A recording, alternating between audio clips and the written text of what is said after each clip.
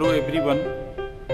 आज के इस वीडियो में नरेशन के अंतर्गत इम्परेटिव सेंटेंस का परिवर्तन देखा जाए कि इम्परेटिव सेंटेंस को हम डायरेक्ट से इनडायरेक्ट में कैसे बदल सकते हैं। सबसे पहले आप इम्परेटिव सेंटेंस का डेफिनेशन देखें कि यदि किसी वाक्य से आपको आदेश, प्रार्थना, सलाह या सुझाव प्रकट होता है तो उसे हम इम्परेटिव सेंटेंस कहते हैं। इस वाक्य की सबसे अच्छी पहचान इसमें कर्ता युक्त छिपा रहता है और वाक्य फिनिट वर्ब से प्रारंभ होता है। अब इसका हम देखें कि हम डायरेक्ट से इनडायरेक्ट कैसे चेंज करेंगे। रिपोर्टिंग वर्ब सैड को हम रिपोर्टेड स्पीच के भाव के अनुसार बदलते हैं।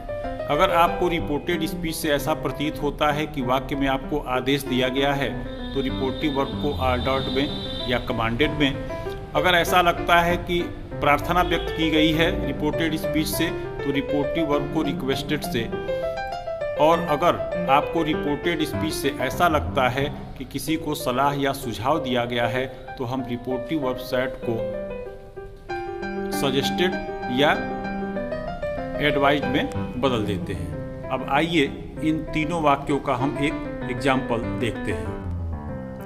अन्य परिवर्तन में कामा इन्वर्टेड कामा हटा देते हैं और रिपोर्टेड स्पीच में प्रयुक्त फिनिट वर्ब के पहले टू जोड़कर उसे इन्फिनेटिव में बदल देते हैं। इसके अलावा रिपोर्टेड स्पीच में पर्सन का परिवर्तन जैसे हम एडजेक्टिव सेंटेंस में कर रहे थे वैसे करते चलेंगे।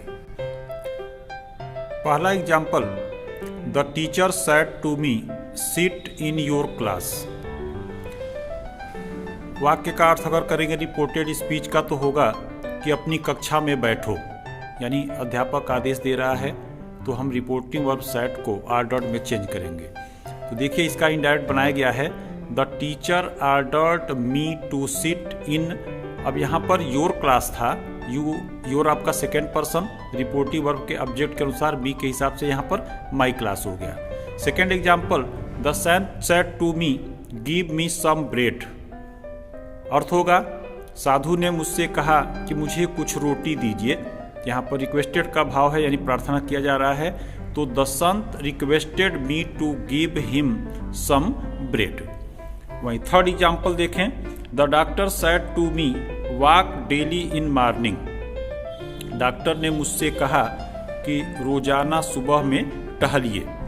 तो यहाँ पर डॉक्टर न आदेश दे रहा है न आपसे प्रार्थना व्यक्त कर रहा है, वो आपको सलाह दे रहा है कि डेली सुबह टहलिए, आपके लिए यूजफुल होगा। तो हम सेड टू को यहाँ पर एडवाइज में बदलते हैं।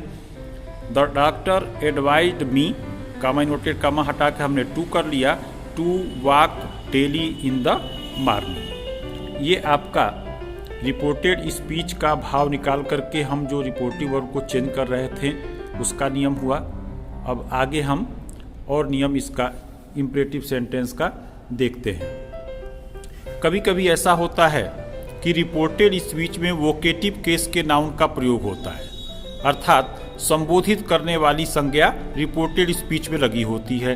तो जब भी आप इनडायरेक्ट करें तो वोकेटिव केस के नाउन को आप रिपोर्टिव वर्ब का ऑब्जेक्ट बना दें। आइए अब इसका एग्जाम्पल देखते हैं। एग्जाम्पल देखें, the teacher said sit down boys.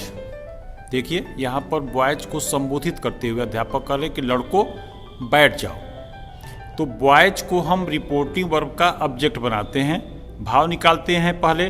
तो देख रहे हैं कि इसमें टीचर आदेश दे रहा है, तो the teacher ordered boys, comma inverted comma हटा करके हमने टू इन्फिनेटिव जोड़ लिया, टू सिट डाउन। अब अगला नियम इसका, कभी कभी ऐसा होता है कि इम्परेटिव सेंटेंस में रिपोर्टेड स्पीच निगेटिव सेंटेंस भी रहता है। इसको बनाने के दो नियम, एक तो ये कि आप डू नॉट हटा दीजिए और रिपोर्टिव वर्ब को फॉरबेड में बदल दीजिए। बाकी नियम जो इसका आप सिंपल का लेके चल रहे थे कि कामा इन्वर्टेड कामा हटा करके हम टू जोड़ लेते हैं वैसे करते हैं। दूसरा इसका नियम कि आप रिपोर्टिव वर्ब को जैसे रिपोर्टेड स्पीच के भाव के अनुसार बदल रहे थे वैसे बदलेंगे, वहाँ से केवल डू हटाएंगे और नॉट के बाद आप इन्फिनेटिव टू बना देंगे। आइए इसका एग्जाम्पल देखते हैं। The teacher said to the boy, do not abuse anyone। पहले नियम के अनुसार इसे बदलते हैं, रिपोर्टिंग वर्ब को फॉरबिड में बदल दिया जाए। The teacher forbid, do not हटा दिया गया, तो the teacher forbid the boy to abuse anyone. और दूसरे नियम के अनुसार बदलते हैं तो हम भाव देखते हैं, तो टीचर आपको सलाह दे रहा है कि किसी को चिढ़ाइए मत, तो the teacher advised the boy, यहाँ पर केवल डू हटेगा, नॉट का प्रयोग होगा, नॉट टू एब्यूज एनीवन। एक बात का ध्यान रखेंगे कि कभी कभी रिपोर्टेड स्पीच में नेवर का भी यूज होता है। डू नॉट की जगह पर नेवर लगा हो तो हम फॉरबिड का नियम इसमें अप्लाई नहीं करेंगे। जो सेकंड नियम है, जैसे मान लीजिए अगर यही रहता कि the teacher said to the boy never abuse anyone, तो इसको दूसरे नियम के अनुसार बदलते कि the teacher advised the boy never to abuse anyone. अब इसके आगे अगला नियम इंपरेटिव सेंटेंस का, कभी कभी रिपोर्टेड स्पीच में प्लीज या सर आदि शब्दों का यूज होता है, तो इन्हें भाव के अनुसार हम रिपोर्टिंग वर्ब को बदलेंगे और जब इनडायरेक्ट करेंगे तो इन शब्दों को हम वहाँ से हटा देंगे, क्योंकि ये शब्द वहाँ पर निरर्थक हो जाते हैं। आइए इसका एग्जाम्पल देखा जाए। The student said to the teacher, यहाँ देखें रिपोर्टेड स्पीच में सर का प्रयोग है, सर मार्क मी प्रेजेंट। यहाँ पर स्टूडेंट टीचर से रिक्वेस्ट कर रहा है कि सर कृपया मुझे उपस्थित कर दीजिए, तो हम रिपोर्टिंग वर्ब को रिक्वेस्टेड में चेंज करेंगे। The student requested the teacher, और सर यहाँ से हटा दिया जाएगा, टू मार्क हिम।